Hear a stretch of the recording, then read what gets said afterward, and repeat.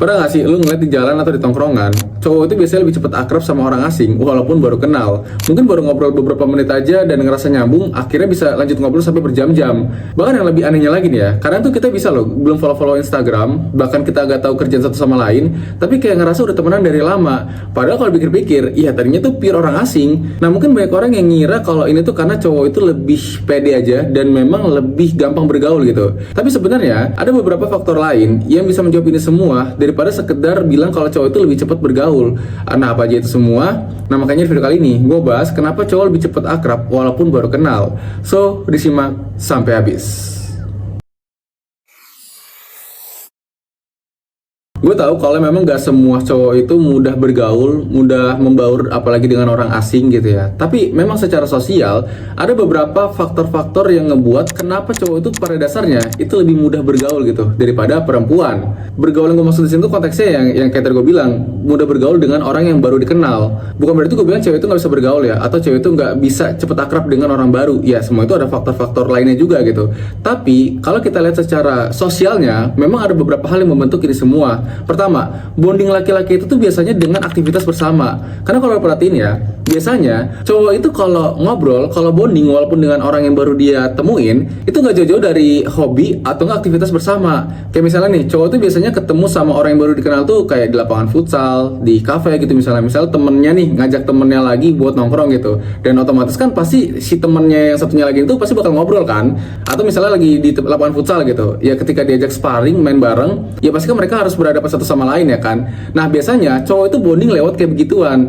Jadi kayak misalnya nih di lapangan futsal gitu. Jadi nanti setelah beres mereka main, mereka pasti akan ngobrol-ngobrol tuh. Nah dari situ bondingnya itu akan kebentuk. Nah biasanya ketika bonding di saat lagi setelah main futsal tersebut, yang diomongin itu kan pasti nggak jauh-jauh dari kegiatan futsal tersebut ya kan. Ya nggak mungkin dong mereka langsung ngomongin perasaan mereka atau masalah hidup mereka, nggak mungkin sampai ke sana ya kan. Nah mereka biasanya itu ngomongin dari itu semua. Jadi biasanya cowok itu kalau ketika bonding ya, apalagi di tempat tertentu yang dilakukan secara bersamaan, mereka tuh jarang banget peduli dengan masalah satu sama lain. Jadi mereka peduliin itu obrolan satu topik. Jadi misalnya topiknya tuh lagi ngomongin soal bola gitu, atau ngomongin soal futsal, ya pasti topiknya nggak akan jauh-jauh dari situ semua.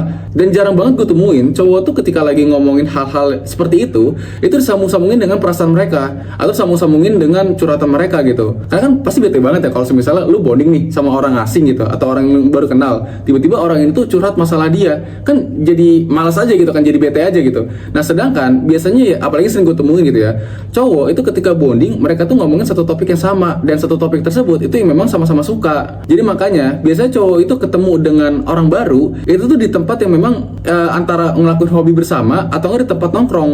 Nah setelah mereka pulang bisa jadi mereka tuh ngeset jadwal lagi buat pertemuan selanjutnya, dan ketika ketemu lagi juga ya ngobrol lah pasti nggak akan jauh-jauh dari itu semua juga. Makanya interaksi itu jadi low stakes karena nggak butuh keintiman emosional buat mulai ngobrol. Dan ditambah lagi biasanya gaya interaksi cowok itu side by side, bukan face to face. Kalau side by side itu ngelakuin hal bersama, kayak mancing bareng, main game bareng, benerin motor bareng, nonton bola bareng. Itu kegiatan yang memang dilakukan secara bersamaan gitu. Beda sama gaya face to face yang memang harus ada kontak secara emosional.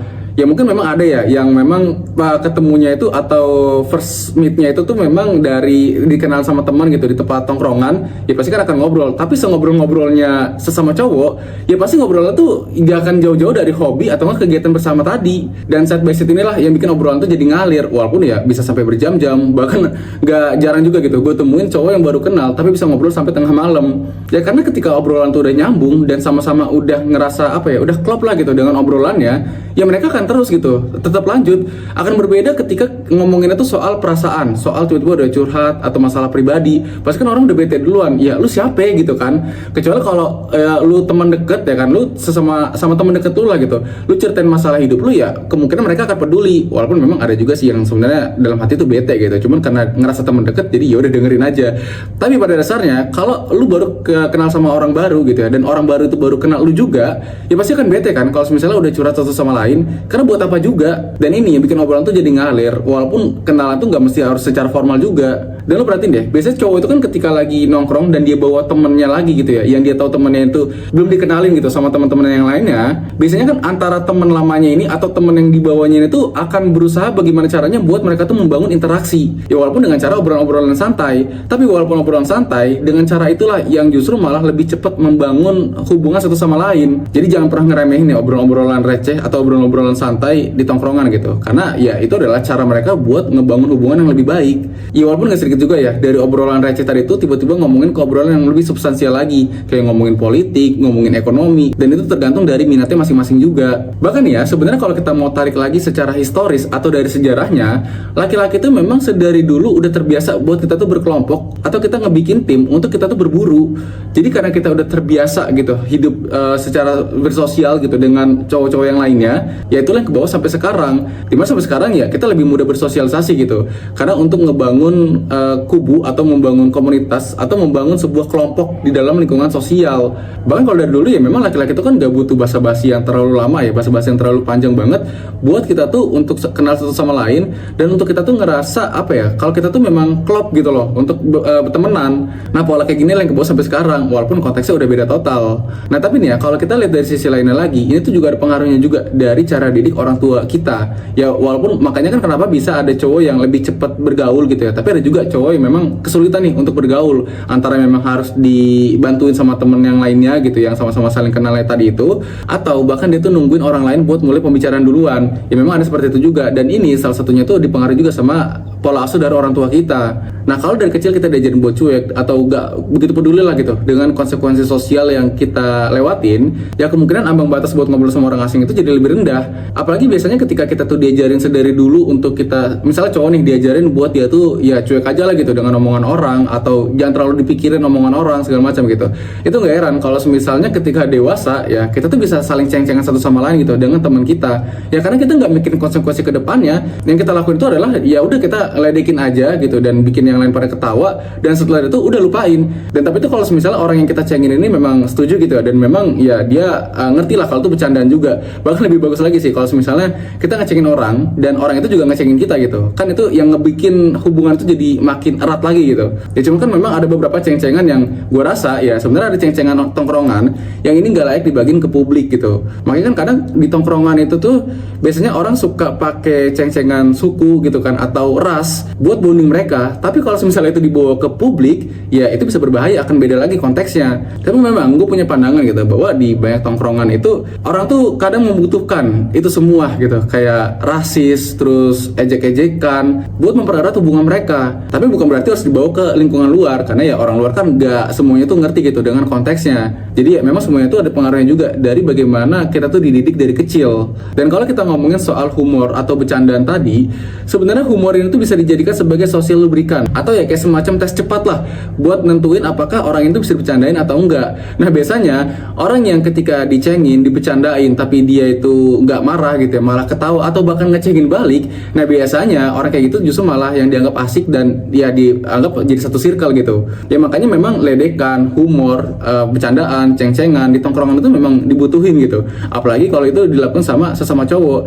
Dan ya makanya jangan kaget juga nih kalau misalnya ada obrolan sesama cowok di tongkrongan gitu yang tiba-tiba bocor keluar, orang luar itu marah gitu, gak terima. Ya karena memang gak semuanya itu akan masuk gitu dengan bercandaan tersebut. Ya gue gak membenarkan bercandaan-bercandaan yang udah kelewatan batas ya, gue gak membenarkan hal itu, tapi gak nutup fakta juga kalau memang bercandaan-bercandaan seperti ini itu kadang dibutuhkan sama banyak orang atau sesama cowok gitu ya buat membangun hubungan mereka lebih dekat lagi. Tapi memang gak ada gitu cara lain supaya bisa ngebangun bonding yang lebih kuat lagi gitu, atau membangun interaksi yang lebih klop lagi satu sama lain selain daripada bercanda seperti itu.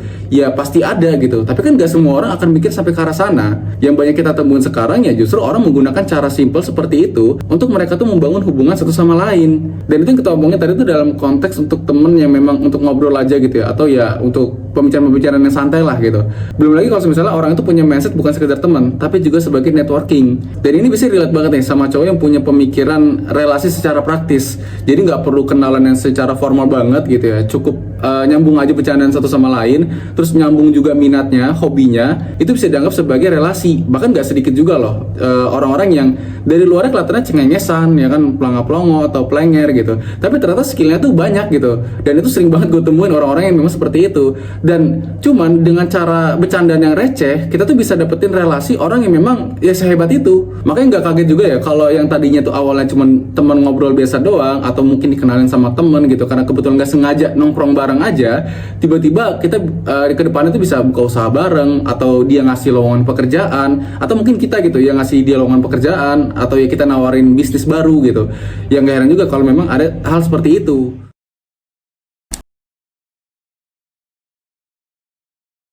Jadi kalau simpulin, sebenarnya cowok itu bisa lebih cepat akrab sama orang asing walaupun baru kenal, itu bukan semata-mata karena lebih gampang bergaul atau lebih percaya diri aja. Tapi karena memang cara cowok membangun hubungan itu berbeda. Mereka tuh lebih sering membangun hubungan lewat aktivitas, bukan lewat curhat. Bahkan kadang tuh lebih nyaman ngobrol berdampingan daripada berhadapan. Makanya karena kalau misalnya lu lihat nih, cowok itu kalau misalnya main game bareng, ya kayak misalnya mereka duduk samping-sampingan gitu, ya mereka sambil ngobrol, sambil ngomong kasar lah gitu dengan game yang mereka mainin.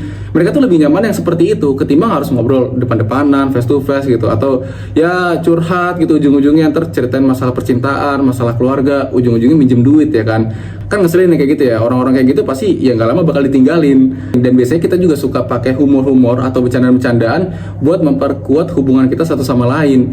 Tapi gimana nih pandangan lu soal ini semua? Apakah lu punya pandangan lain atau lu mau nambahin poin-poinnya juga? Feel free buat tulis di kolom komen. Well, sekian pembahasan kali ini, semoga bermanfaat dan sampai jumpa di segmen selanjutnya.